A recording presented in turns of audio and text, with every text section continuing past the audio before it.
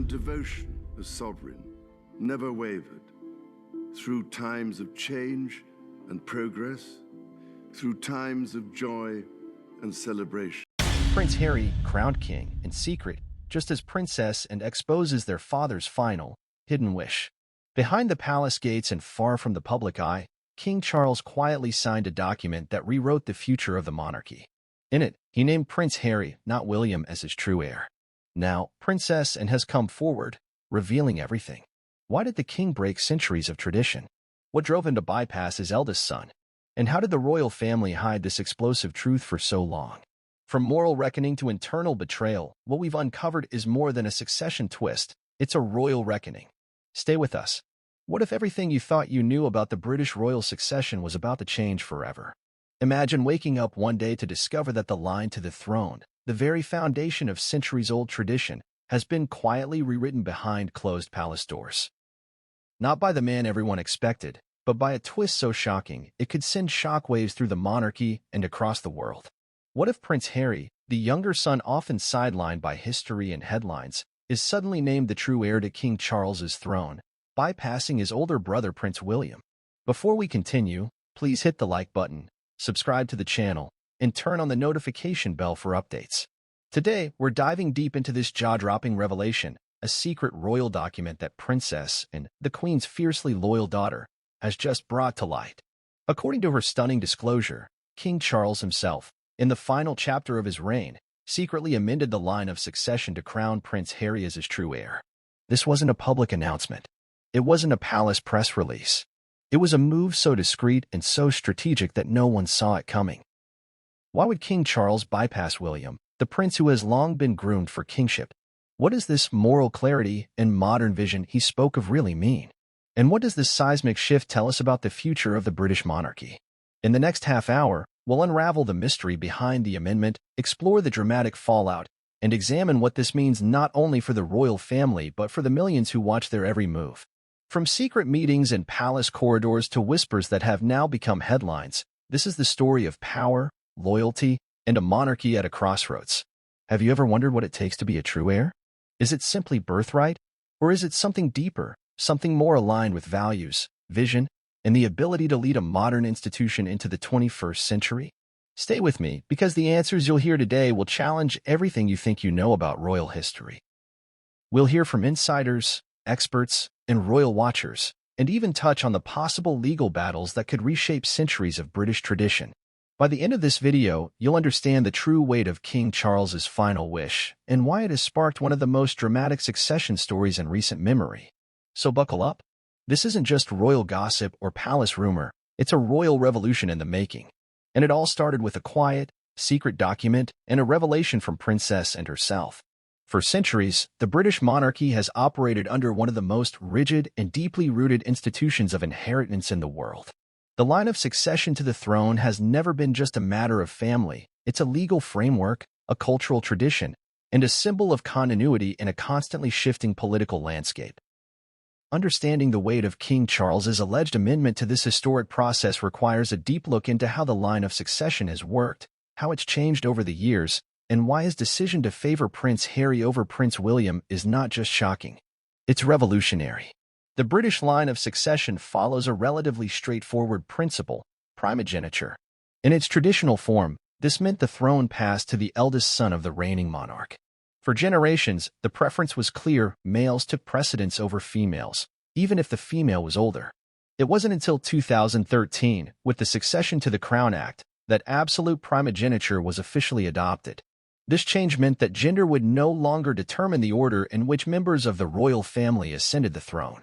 But even with this modernization, the core idea remained intact: the eldest child inherits the crown. Historically, the line has seen its share of drama.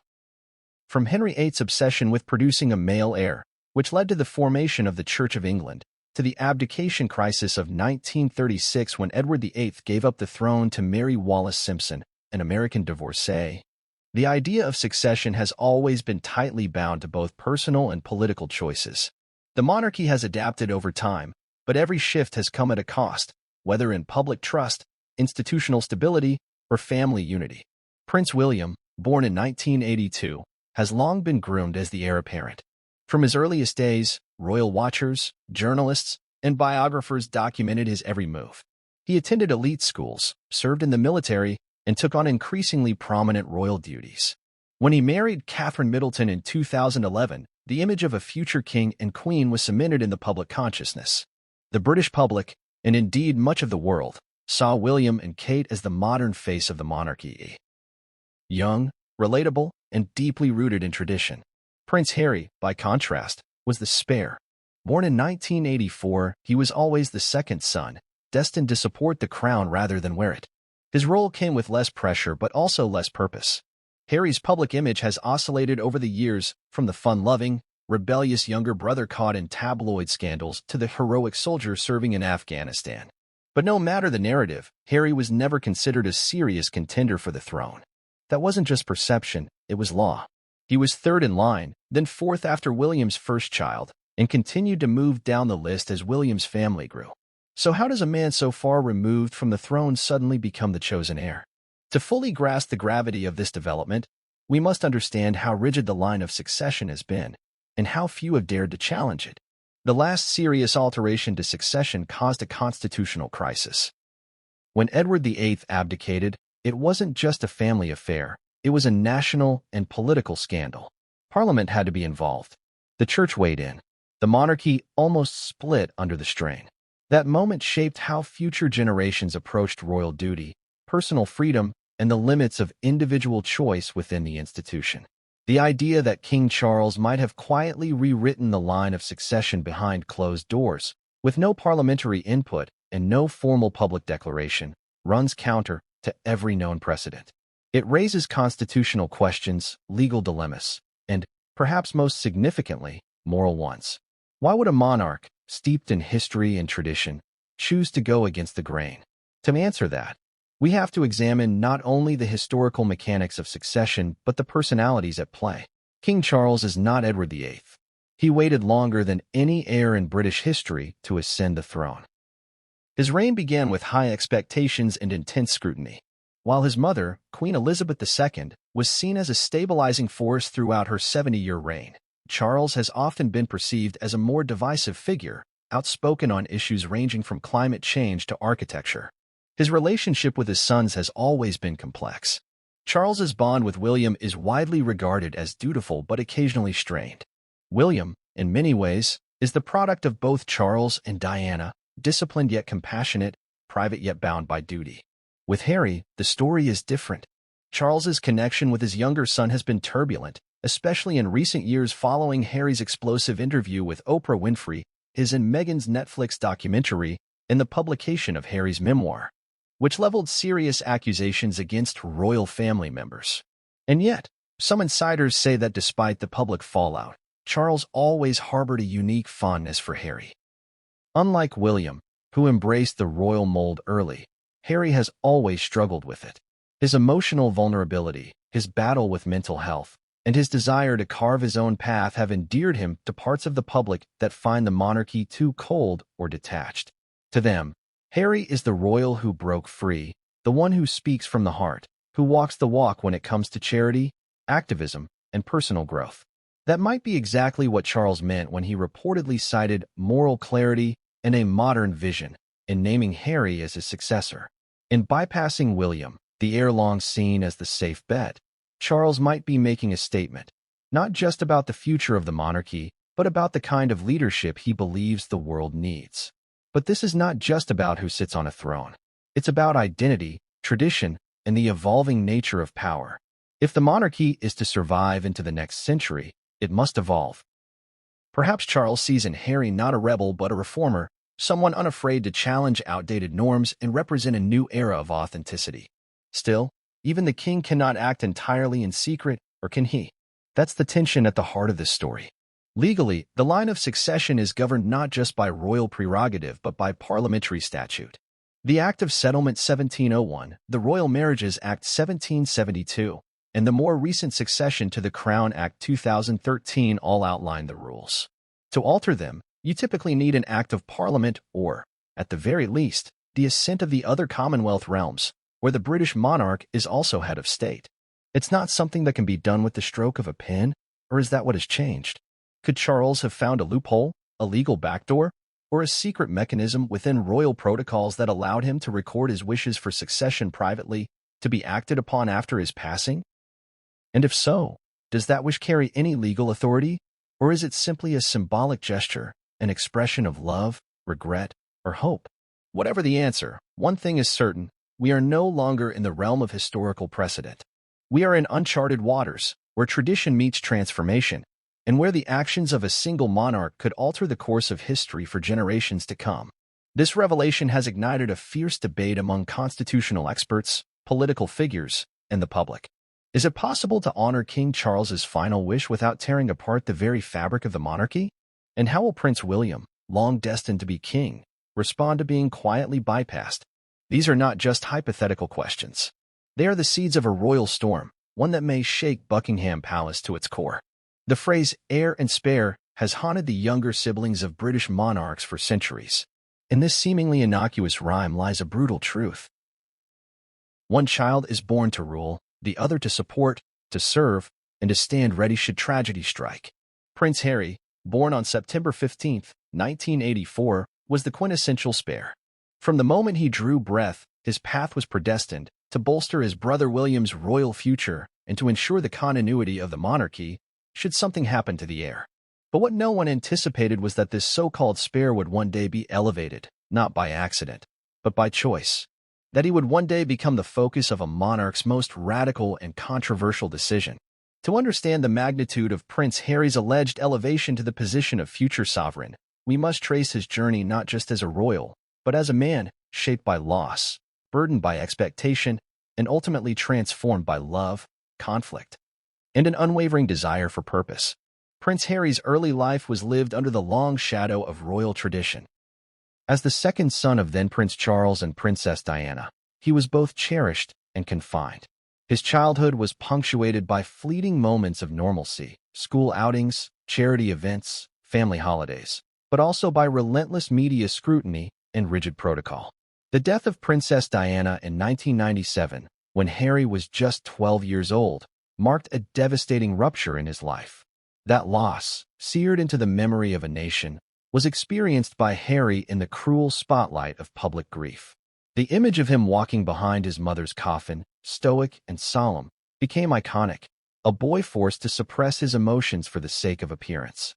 That trauma, as Harry would later reveal, became a defining scar. It colored his adolescence and early adulthood with confusion, rebellion, and a thirst for identity outside the palace gates. He struggled academically, got into scrapes with the press, and found himself the subject of headlines that oscillated between amused and scandalized. A costume scandal in 2005, widely criticized as insensitive, cast Harry as a symbol of royal obliviousness. But for many, it was a symptom of something deeper, a young man adrift, acting out in search of something real in a world of curated appearances. Military service brought Harry a reprieve.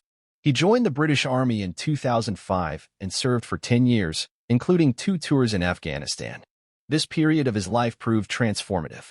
He found purpose in uniform, away from palace protocol and tabloid flashbulbs. In the camaraderie of military life, Harry discovered a sense of equality and discipline that the royal household had failed to offer. Fellow soldiers knew him not as a prince, but as Captain Wales. It was during this time that he began to understand the power of his platform, not just as a figurehead, but as a leader capable of inspiring and effecting real change. Out of this realization grew his first major philanthropic legacy. The Invictus Games, an international sporting event for wounded service personnel and veterans. Founded in 2014, the Games became a beacon of Harry's growing commitment to mental health, rehabilitation, and the underappreciated sacrifices of soldiers.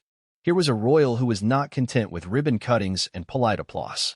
Harry wanted to roll up his sleeves, get his hands dirty, and make a difference. The public began to see him less as a troublemaker and more as a torchbearer of his mother's compassionate legacy. Yet behind the scenes, tension within the royal family was mounting. Harry's growing desire for independence clashed with an institution that prized conformity. His frustration with the palace's indifference to his personal struggles, particularly his mental health battles, grew. Unlike William, who had accepted his role with quiet dignity, Harry began to push back. And then, in 2016, came Meghan Markle. An American actress, humanitarian, and biracial divorcee, Meghan's entrance into Harry's life changed everything. Their relationship moved quickly, fueled by intense passion and a shared commitment to social justice. But their love story, rather than uniting the royal family, exposed fault lines that had long been ignored. The couple faced a barrage of racist and sexist media coverage. Palace aides were accused of leaking stories. Family relationships soured. Meghan and Harry's every move was dissected and weaponized.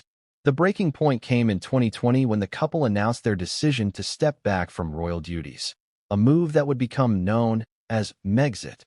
It was a bombshell. For the first time in modern history, a senior royal voluntarily stepped away from their duties not out of scandal or shame, but out of principle. Harry's declaration that he wanted to carve out a progressive new role stunned the nation and angered many within the institution. Relocating to California with Meghan and their son, Archie, Harry began the next chapter of his life. The couple signed deals with Netflix and Spotify, launched their nonprofit Archwell, and began using their platform to speak out on issues ranging from mental health to systemic racism to misinformation. In interviews, including the explosive sit-down with Oprah Winfrey in 2021, Harry laid bare the fractures within the royal family. He accused unnamed relatives of racist remarks, described feeling trapped, and criticized the institution's refusal to protect his wife. These revelations further polarized public opinion. To supporters, Harry had finally broken free of an archaic and toxic system. To critics, he was airing dirty laundry and undermining the monarchy. Yet through it all, he remained resolute in his belief that he was doing the right thing for himself, for his family, and for the causes he championed. In 2022, the publication of his memoir, Spare, provided even more insight into Harry's internal world. The book was raw, emotional, and at times scathing. He recounted physical altercations with his brother, William, described his sense of abandonment by his father, and spoke openly about his grief, drug use, and therapy. It was unprecedented. Never before had a royal so candidly shared their personal journey. Some saw it as courageous, others as a betrayal. But one thing was clear: Prince Harry was no longer content to play a supporting role. Against this backdrop, King Charles's alleged decision to name Harry his successor takes on new weight. It is not just a father elevating his son. It is a monarch choosing vision over tradition, substance over symbolism. Charles, who has spent his own life as a man often ahead of his time, speaking on climate change, embracing alternative medicine, advocating for organic farming, may see in Harry a kindred spirit. Someone willing to speak uncomfortable truths, someone unafraid to change. Perhaps Charles believes that in an era of declining faith in institutions, Harry's raw honesty and global appeal could revitalize the monarchy. Perhaps he sees that William, while competent and dutiful, embodies a more conservative vision that may not resonate with future generations. Or perhaps this is Charles's final attempt to heal a family broken by years of silence and resentment, a dramatic gesture to rebuild bridges burned in bitterness. The implications of Harry's ascension are profound. He has lived outside the bubble, tasted life beyond the palace walls, and spoken to communities often ignored by royalty. He understands the power of empathy, the need for reform, and the value of transparency. These qualities, once seen as liabilities in a prince, might now be assets in a king. Still, the road ahead is fraught with challenges. Can Harry, who has spent the past few years criticizing the monarchy, now credibly lead it? Will the British public, already divided, accept him as their sovereign? And how will the establishment, parliament, the church, the military, react to this seismic shift? One thing is certain: Prince Harry's journey from spare to sovereign is unlike any the monarchy has ever seen. It is a story of loss, rebellion, love, exile, and ultimately, return. Whether it ends in triumph or turmoil remains to be seen. But for now, Harry stands not just as a son redeemed, but as a man transformed, ready, perhaps, to take on the crown he never thought would be his. In the grand halls of Buckingham Palace, where secrets are held behind thick velvet drapes and courtiers move with quiet precision, whispers carry the weight of thunder. It was within this cloistered world of duty, deference, and centuries-old tradition that a seismic revelation echoed with stunning ferocity. The news that King Charles had allegedly named Prince Harry, the so-called spare, as his chosen successor. Leapfrogging over the expected heir, Prince William, rippled through the palace like a tremor before an earthquake. And within moments of its delivery, the royal household was thrust into a state of stunned disbelief, political panic, and quiet, seething rage. The inner circle of palace aides, often referred to in hushed tones as the firm, is a well-oiled machine dedicated to preserving the crown's reputation. Their world thrives on control of image, narrative, and succession. It is this cohort of private secretaries, press officers, and senior advisors who, for decades, have worked behind the scenes to choreograph the lives of the royal family. For them, the announcement was not only unexpected, it was an act of betrayal against every protocol they had spent their careers defending. According to multiple leaks from senior staff, the moment the decision became known within the inner court, meetings were called with urgent haste. Red boxes were pulled, encrypted phones buzzed incessantly, and the Queen's former private quarters, now repurposed as strategy rooms, became battlegrounds of constitutional debate. The Lord Chamberlain, as the most senior officer of the royal household, was said to be visibly shaken, while private secretaries to William and other senior royals demanded immediate clarification. For the aides aligned with Prince William, the shock quickly turned to fury. William, the Prince of Wales, had for decades been groomed for kingship.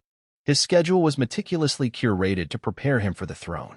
Every diplomatic trip, every charitable endeavor, every media engagement was calculated to instill public confidence in his future reign.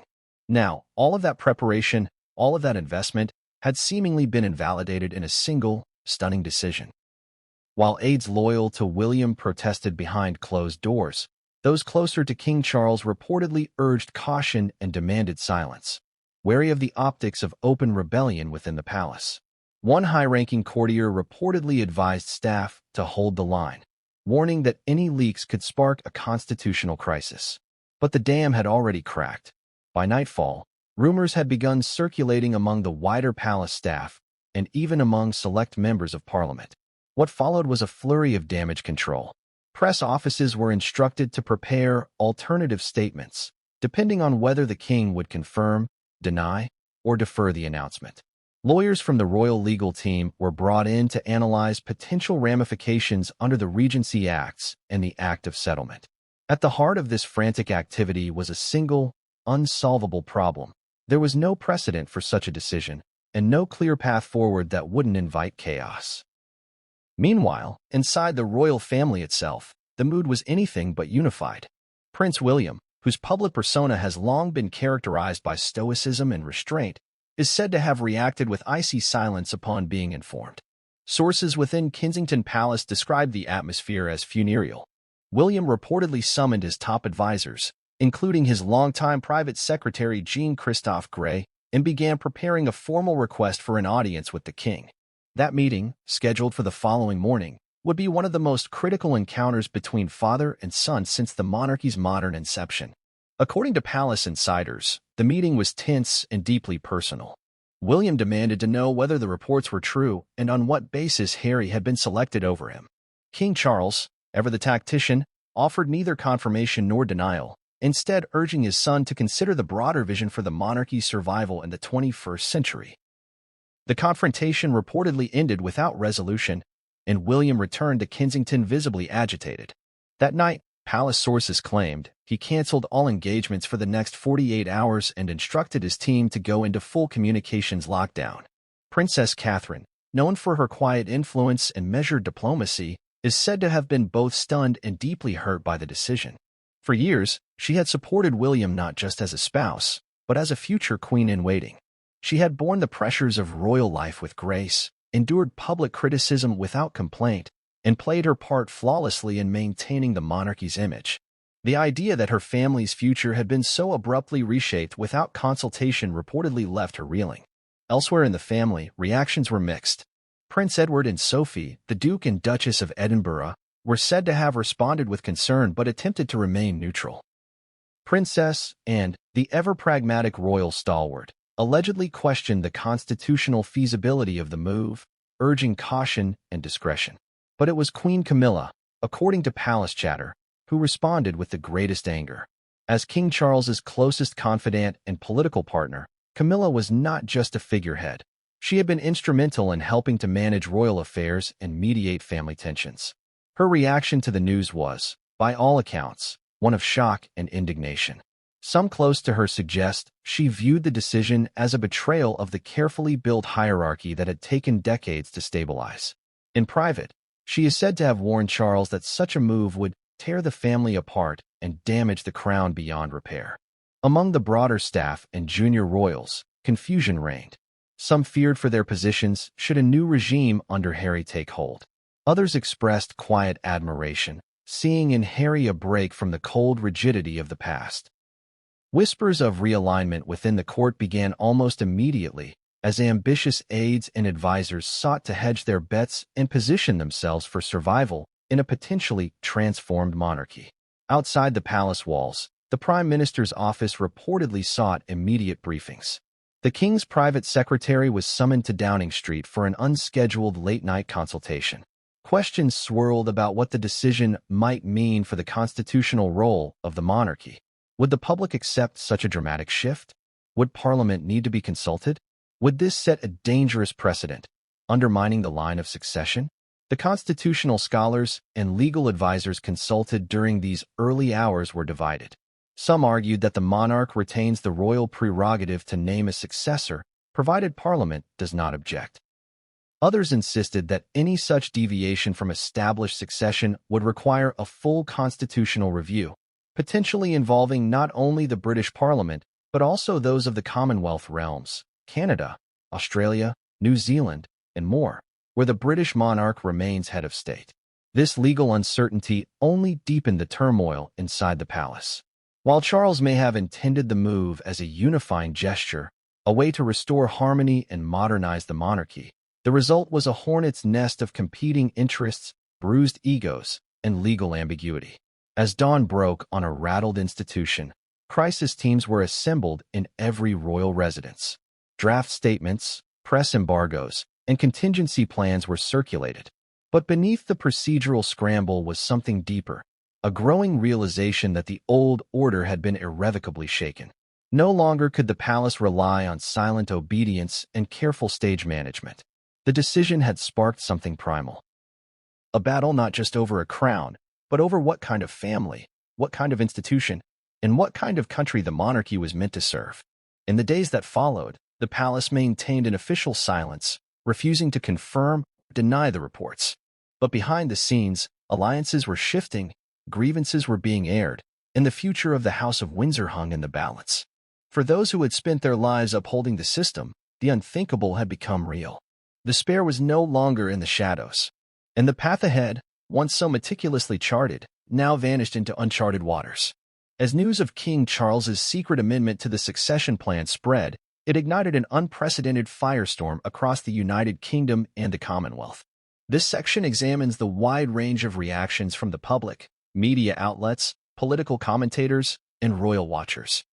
We open by exploring the immediate social media explosion, tweets, posts, and videos flooding platforms like Twitter, Instagram, and TikTok. What were people saying?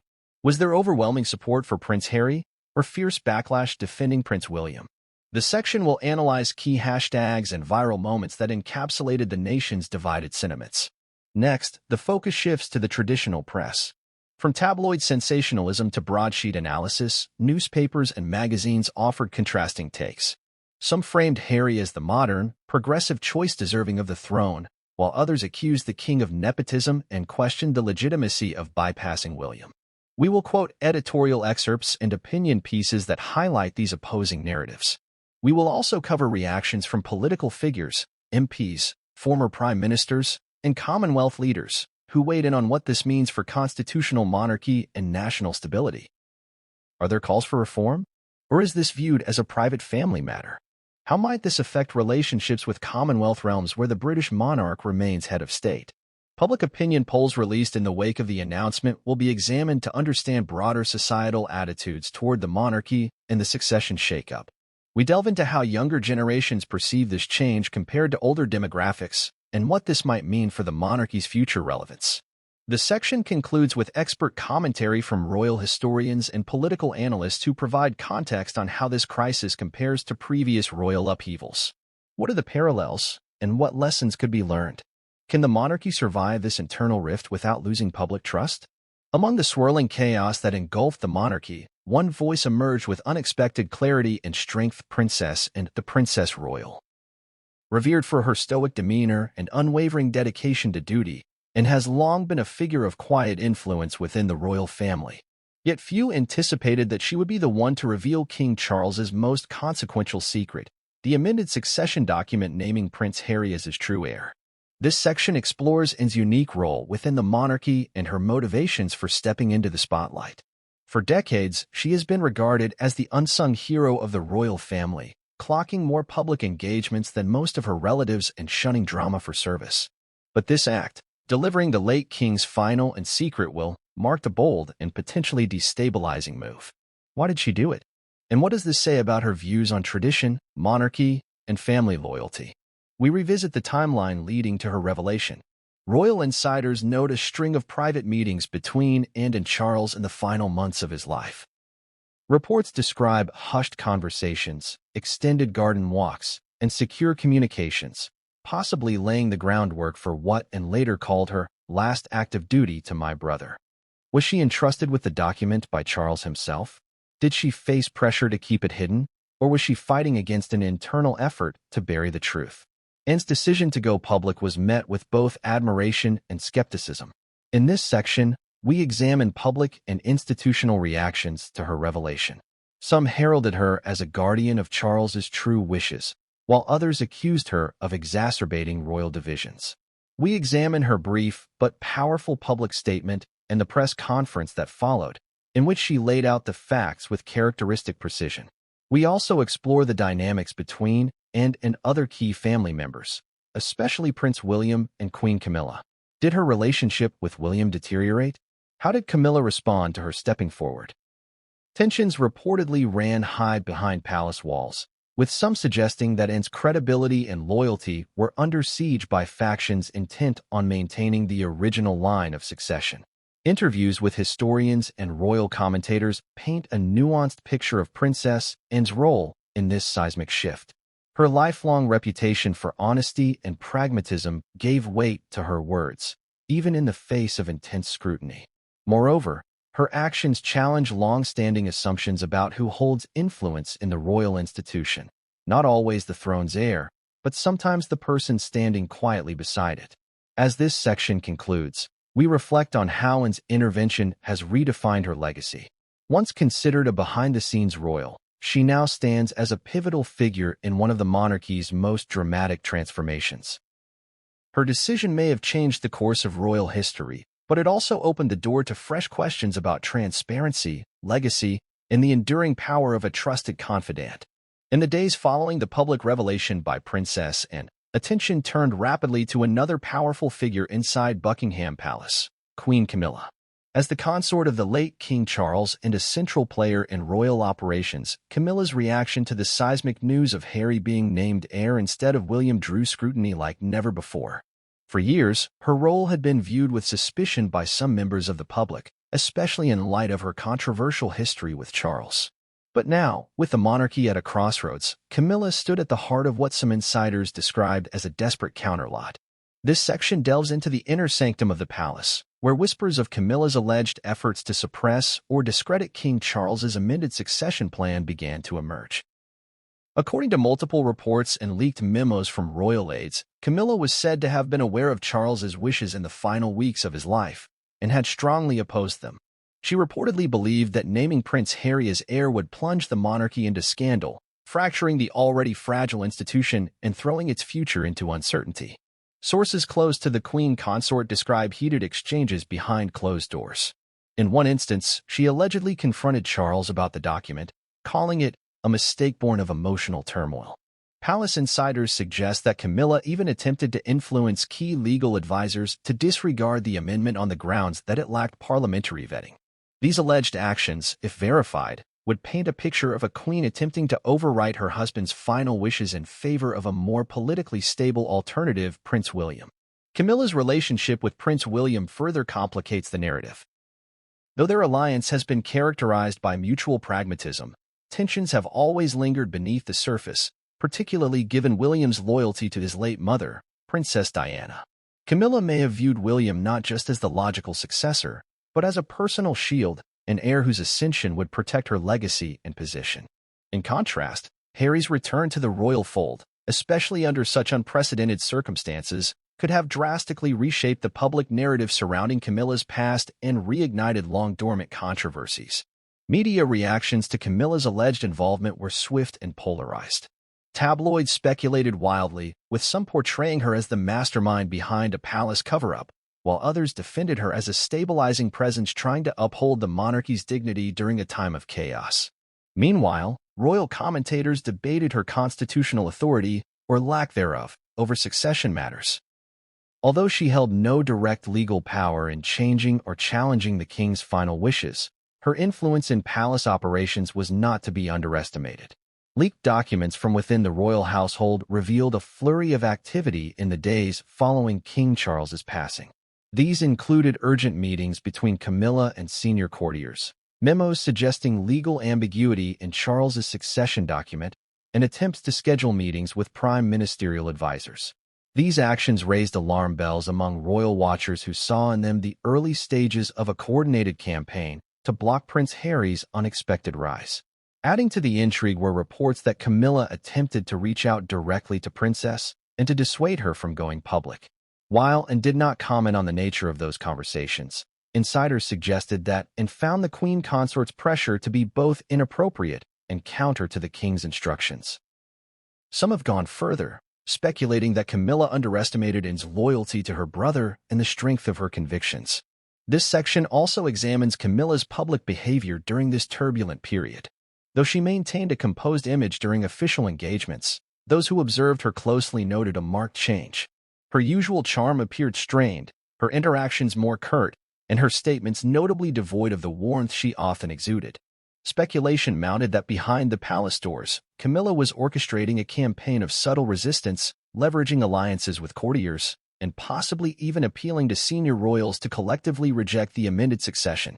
Public trust in Camilla, always precarious, wavered further as conspiracy theories took root online.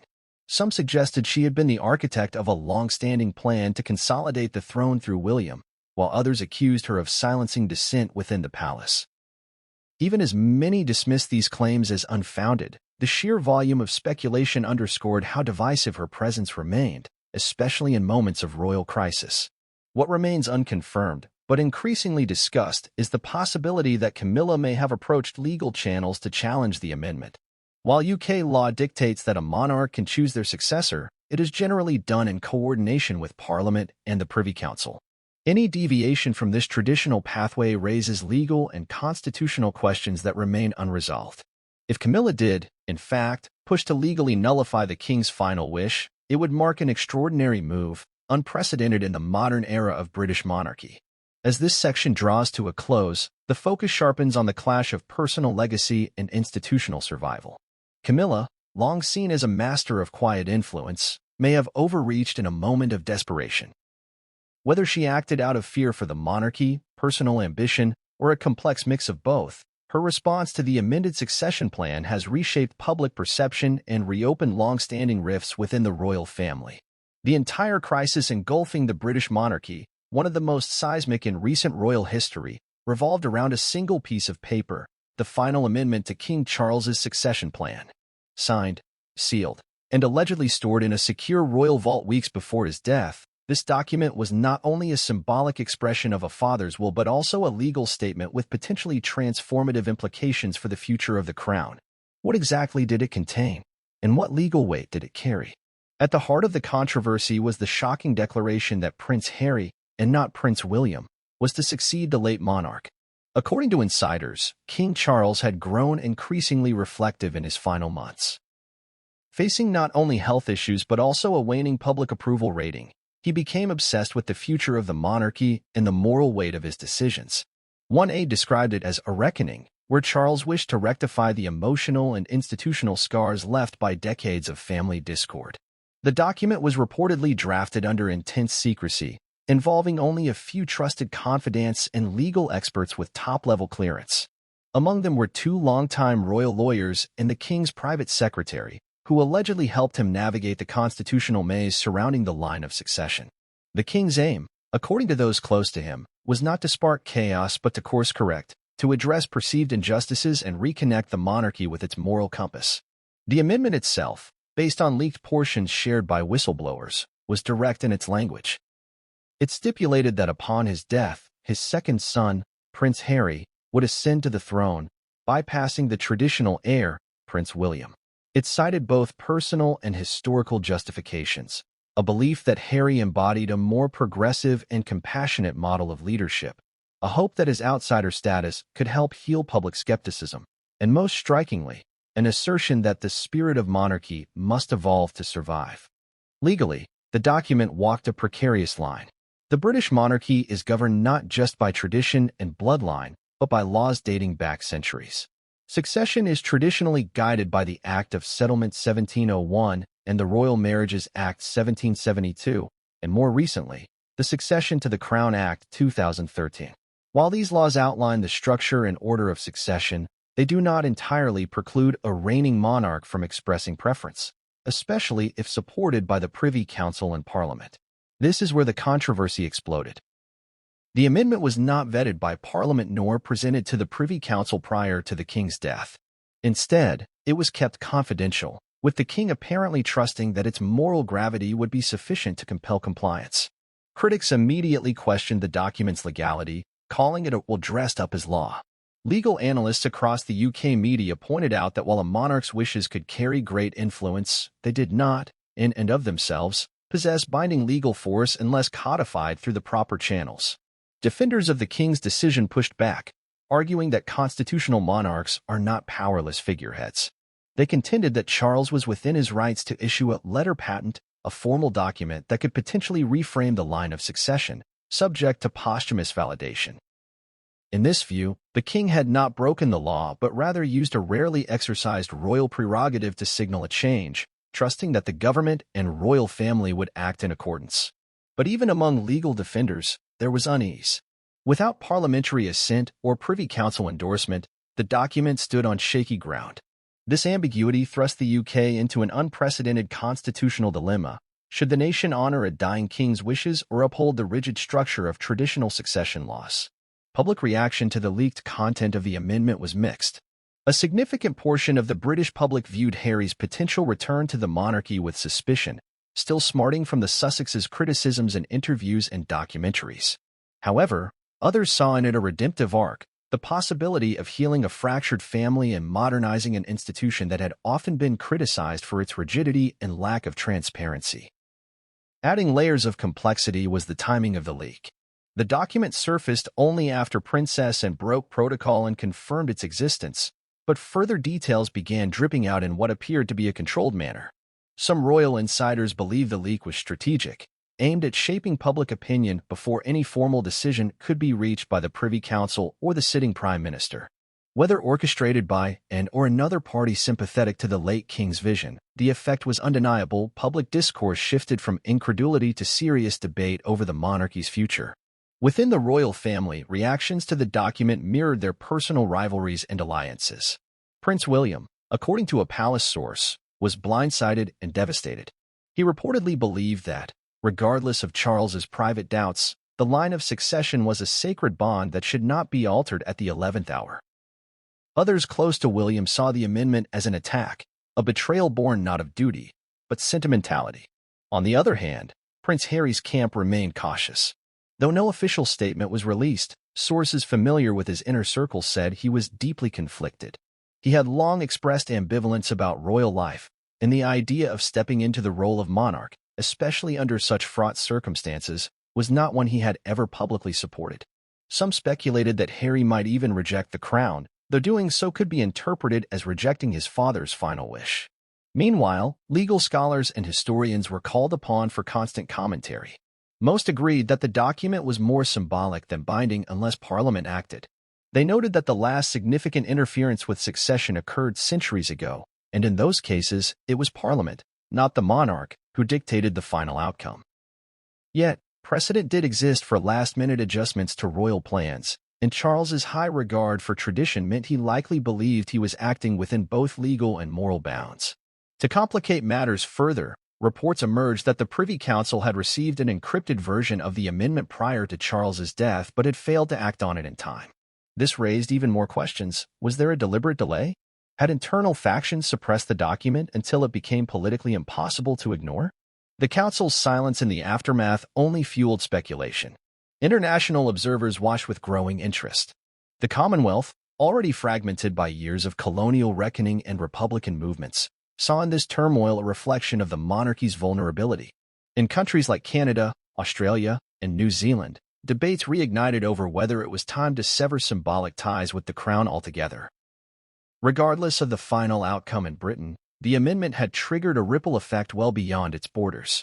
As the UK awaited clarification on how the government would proceed, constitutional scholars suggested several possible outcomes. One scenario involved Parliament passing emergency legislation to either affirm or nullify the amendment. Another saw the Privy Council convening to declare the document legally insufficient.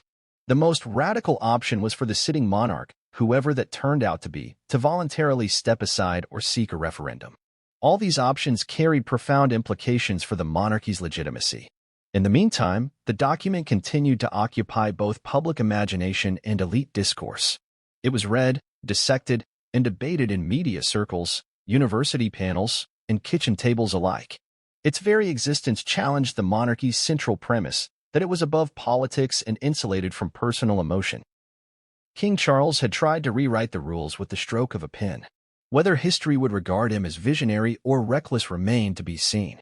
As the revelations surrounding King Charles's amended succession plan sent shockwaves through the monarchy and the general public, all eyes turned toward the UK government.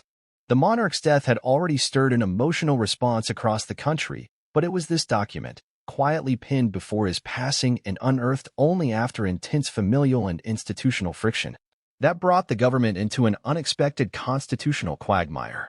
Now, Prime Minister Harriet Langford, a political figure known more for pragmatism than monarchist sentiment, found herself in the eye of a storm that threatened to redefine Britain's constitutional monarchy. Langford, who had come to office on a wave of moderate reformist promises, was no stranger to delicate balancing acts. But this was different. This wasn't just a question of policy or political alliances. This was about the core identity of the nation. Her immediate reaction, according to sources close to number 10, was stunned disbelief. The leaked amendment had not gone through the necessary legal protocols, and yet it was authored by the late king himself. It carried undeniable moral weight, even if its legal standing was ambiguous at best. Within hours of the leak, Langford summoned an emergency meeting with her cabinet. Among those present were the Lord Chancellor, the Home Secretary, and senior advisors from both constitutional and legal departments. The room was tense. Most ministers, regardless of their ideological leanings, recognized the volatility of the moment. Would affirming the king's last wish be seen as an honorable gesture or a catastrophic breach of constitutional continuity?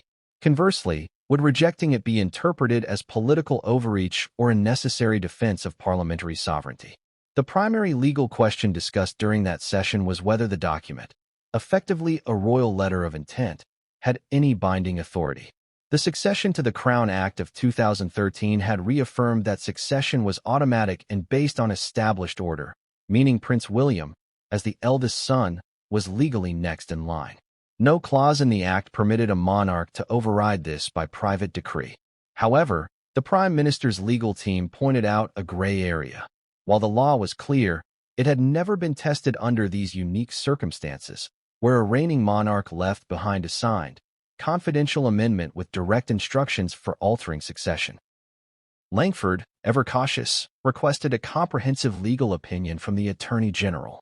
Within 48 hours, the Attorney General's office returned a complex but clear conclusion. The amendment was constitutionally non-binding unless supported by an Act of Parliament. This meant that for Harry to ascend to the throne legally, Parliament would have to pass legislation altering the existing succession framework. Such a move, unprecedented in modern history, would ignite fierce public debate and possibly create a fracture within the Commonwealth, the monarchy, and political circles. In the meantime, Langford had to address the nation. Public speculation had reached fever pitch.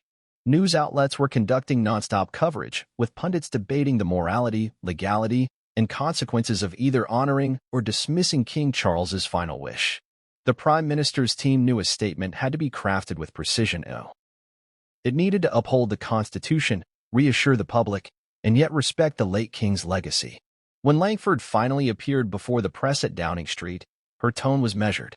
She began by honoring King Charles's service to the country, calling his dedication to the United Kingdom unparalleled and deeply felt across the globe. She acknowledged the existence of the amendment, confirmed that the government had reviewed it, and stated unequivocally that it held no legal standing under the current framework. However, she added that Parliament would convene for a special session to deliberate on the broader implications, ensuring that the will of the people and the stability of our institutions remain our guiding principles. This statement, though diplomatically worded, was met with polarized reactions.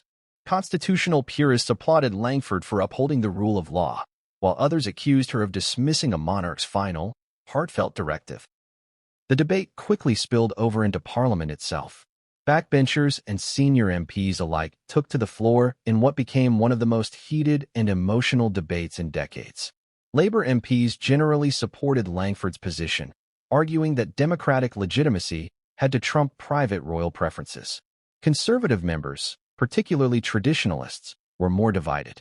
Some demanded full parliamentary validation of the King's Amendment, citing historical precedents where the Crown played a more active role in succession. A faction of Liberal Democrats introduced a motion suggesting a public referendum, a move that was immediately criticized as both destabilizing and logistically impractical. Among the most impassioned speeches came from Lord Browning, a conservative peer with deep ties to the royal household.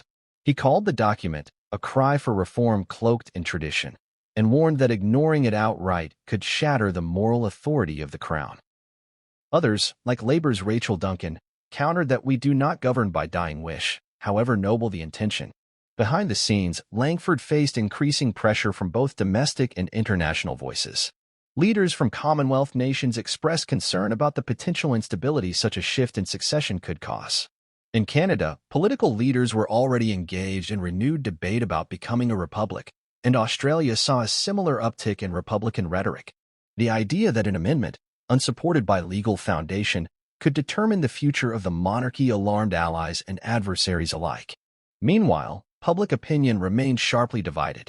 Polls indicated that while the majority still saw Prince William as the rightful heir, a growing percentage expressed curiosity and even support for Prince Harry's ascension, especially younger demographics and those disillusioned by perceived royal elitism.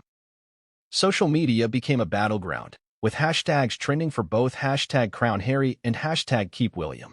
Political commentators warned that whichever path Langford chose, the decision would leave a lasting scar on Britain's social and constitutional fabric. To navigate this minefield, Langford set up a cross-party constitutional commission, comprising MPs, legal experts, royal historians, and even former judges. Its purpose was to offer recommendations on how to move forward. Some viewed this as a stalling tactic, others saw it as a necessary step toward consensus.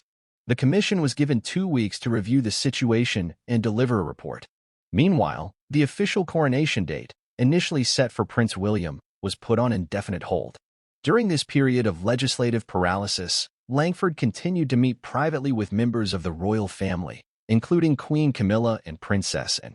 Insiders say she was particularly keen on understanding the family's stance.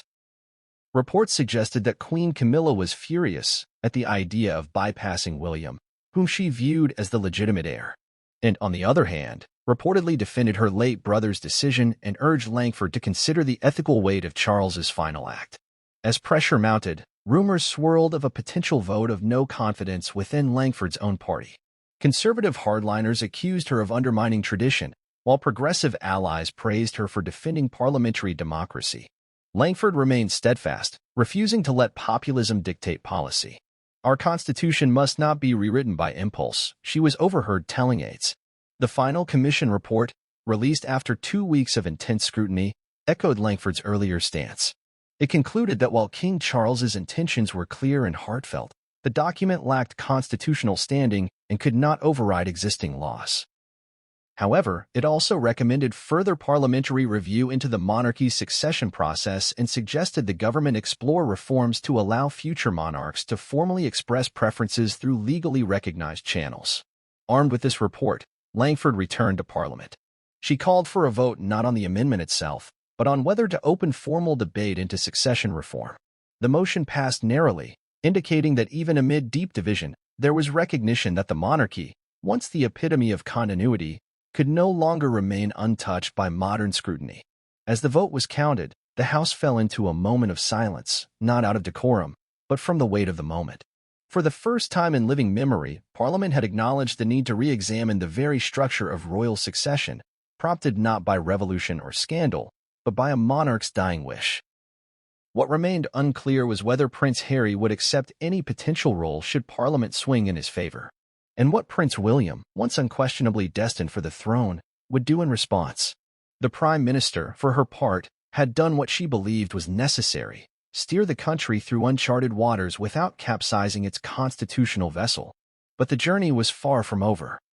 Langford, who had come to office on a wave of moderate reformist promises, was no stranger to delicate balancing acts. But this was different. This wasn't just a question of policy or political alliances. This was about the core identity of the nation. Her immediate reaction, according to sources close to number 10, was stunned disbelief. The leaked amendment had not gone through the necessary legal protocols, and yet it was authored by the late king himself. It carried undeniable moral weight, even if its legal standing was ambiguous at best. Within hours of the leak, Langford summoned an emergency meeting with her cabinet. Among those present were the Lord Chancellor, the Home Secretary, and senior advisors from both constitutional and legal departments. The room was tense. Most ministers, regardless of their ideological leanings, recognized the volatility of the moment. Would affirming the king's last wish be seen as an honorable gesture or a catastrophic breach of constitutional continuity? Conversely, would rejecting it be interpreted as political overreach or a necessary defense of parliamentary sovereignty? The primary legal question discussed during that session was whether the document, effectively a royal letter of intent, had any binding authority. The Succession to the Crown Act of 2013 had reaffirmed that succession was automatic and based on established order, meaning Prince William, as the eldest son, was legally next in line. No clause in the act permitted a monarch to override this by private decree. However, the Prime Minister's legal team pointed out a gray area. While the law was clear, it had never been tested under these unique circumstances, where a reigning monarch left behind a signed, confidential amendment with direct instructions for altering succession. Langford, ever cautious, requested a comprehensive legal opinion from the Attorney General. Within 48 hours, the Attorney General's office returned a complex but clear conclusion: the amendment was constitutionally non-binding unless supported by an Act of Parliament. This meant that for Harry to ascend to the throne legally, Parliament would have to pass legislation altering the existing succession framework. Such a move, unprecedented in modern history, would ignite fierce public debate and possibly create a fracture within the Commonwealth, the monarchy, and political circles. In the meantime, Langford had to address the nation. Public speculation had reached fever pitch. News outlets were conducting nonstop coverage, with pundits debating the morality, legality, and consequences of either honoring or dismissing King Charles's final wish. The Prime Minister's team knew a statement had to be crafted with precision. It needed to uphold the Constitution, reassure the public, and yet respect the late king's legacy. When Langford finally appeared before the press at Downing Street, her tone was measured. She began by honoring King Charles's service to the country, calling his dedication to the United Kingdom unparalleled and deeply felt across the globe. She acknowledged the existence of the amendment, confirmed that the government had reviewed it, and stated unequivocally that it held no legal standing under the current framework. However, she added that Parliament would convene for a special session to deliberate on the broader implications, ensuring that the will of the people and the stability of our institutions remain our guiding principles. This statement, though diplomatically worded, was met with polarized reactions. Constitutional purists applauded Langford for upholding the rule of law, while others accused her of dismissing a monarch's final, heartfelt directive. The debate quickly spilled over into Parliament itself. Backbenchers and senior MPs alike took to the floor in what became one of the most heated and emotional debates in decades. Labour MPs generally supported Langford's position, arguing that democratic legitimacy had to trump private royal preferences. Conservative members, particularly traditionalists, were more divided. Some demanded full parliamentary validation of the King's Amendment, citing historical precedents where the Crown played a more active role in succession. A faction of Liberal Democrats introduced a motion suggesting a public referendum, a move that was immediately criticized as both destabilizing and logistically impractical. Among the most impassioned speeches came from Lord Browning, a conservative peer with deep ties to the royal household. He called the document a cry for reform cloaked in tradition, and warned that ignoring it outright could shatter the moral authority of the crown. Others, like Labour's Rachel Duncan, countered that we do not govern by dying wish, however noble the intention. Behind the scenes, Langford faced increasing pressure from both domestic and international voices. Leaders from Commonwealth nations expressed concern about the potential instability such a shift in succession could cause. In Canada, political leaders were already engaged in renewed debate about becoming a republic, and Australia saw a similar uptick in Republican rhetoric. The idea that an amendment, unsupported by legal foundation, could determine the future of the monarchy alarmed allies and adversaries alike. Meanwhile, public opinion remained sharply divided. Polls indicated that while the majority still saw Prince William as the rightful heir, a growing percentage expressed curiosity and even support for Prince Harry's ascension, especially younger demographics and those disillusioned by perceived royal allegiance.